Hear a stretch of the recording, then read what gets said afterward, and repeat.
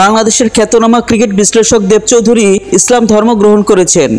আজ শুক্রবার রাজধানীর দারুস-সালাম শাহী মসজিদে জুম্মার নামাজের পর তিনি শাহাদা পাঠ করেন এবং ইসলাম ধর্ম গ্রহণ করেন।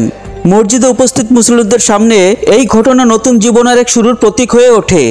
নিজের অনুভূতি প্রকাশ করতে গিয়ে দেব চৌধুরী বলেন, আজ আমি নিজের ইচ্ছা ইসলাম ধর্ম গ্রহণ করেছি। আমি আরবি পড়তে পারি না, তবে আমার বাসায় বাংলা অনুবাদে 3টি কোরআন রয়েছে। তার কথা ইসলাম গ্রহণের প্রতি তার আন্তরিকতা এবং সম্মান ফুটে ওঠে। শাহাদা পাঠের পর মসজিদে উপস্থিত মুসল্লিরা তাকে সাদরে বরণ করে নেন। অনেকেই ফুল এবং নতুন পোশাক উপহার দেন এবং তাকে আলিঙ্গন করে শুভেচ্ছা জানান। দেব চৌধুরীর এই সিদ্ধান্ত সমাজের বিভিন্ন মহলে আলোড়ন সৃষ্টি করেছে এবং তাকে নিয়ে নানা প্রশংসামূলক প্রতিক্রিয়া প্রকাশিত হচ্ছে।